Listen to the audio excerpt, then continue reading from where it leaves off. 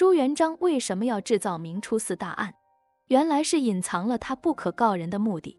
明初四大案也是历史上4次著名的大屠杀事件，它们分别是胡惟庸案、空印案、郭桓案和蓝玉案，其策划者全都是明太祖朱元璋。朱元璋之所以要制造明初四大案，其实是隐藏了他不可告人的目的的。下面我就给大家揭秘其中的缘由。胡惟庸案是朱元璋精心安排的一个大案，朱元璋这么做的目的只有一个，那就是裁撤丞相这个职位。朱元璋他是知道皇帝和文官们是处在斗争状态这一历史事实的。在胡英之前的几个丞相分别是徐达、杨宪、李善长、汪广洋。徐达只是个兼职，常年在外带兵。杨宪其实是朱元璋的一个情报人员，他做丞相的时间很短，然后就被朱元璋杀了。李善长干了4年丞相，然后就老是装病，最后病退。王广洋消极怠工，最后居然酗酒和装疯了。大家听出什么了吗？朱元璋的丞相可不好当啊。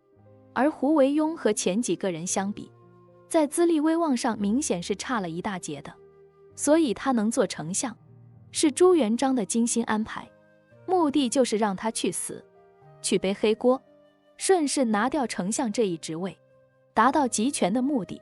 胡惟庸案之后，大明王朝可能会出现强臣，但绝对不会出现权臣，这也算是朱元璋给子孙留下的一个宝贵的政治财富吧。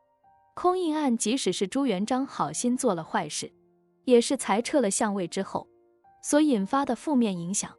所谓空印，无非就是地方官员来京核对账目，由于一些正常的损耗，需要重新编造账本，而账本需要加盖地方财务章。为了减少往返时间成本，很多地方官员就会提前在空的票据上盖上财务用章。你说这里面有没有贪污的行径呢？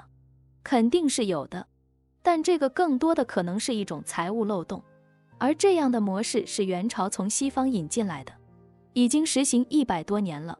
有人向朱元璋揭发了这个情况，那朱元璋那股杀尽天下贪官的心理又开始作祟了，他就命令锦衣卫严查，然后发现这可不是个别现象，全国都在这么玩。所以朱元璋最后下令杀了所有地方上负责掌印的长官，副手一律充军。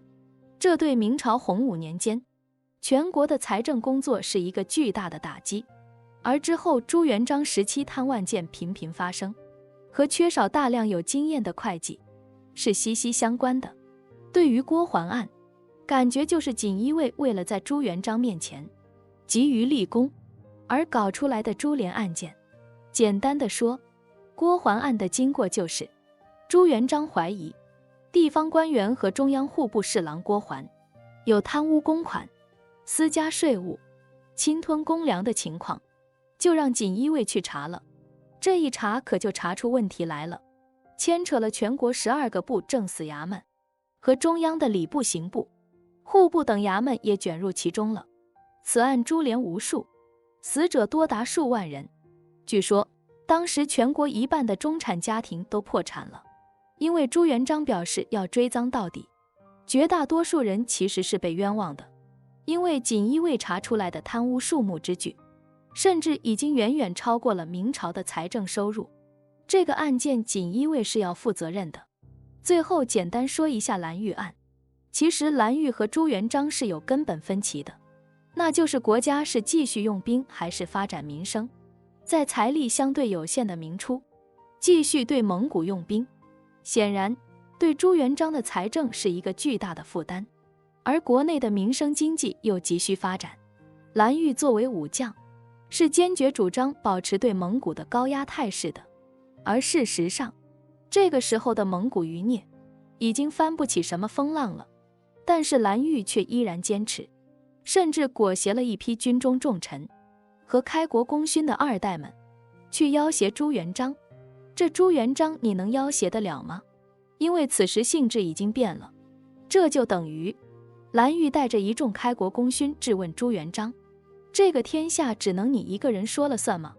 其实蓝玉并没有谋反，但是蓝玉的死已经注定了。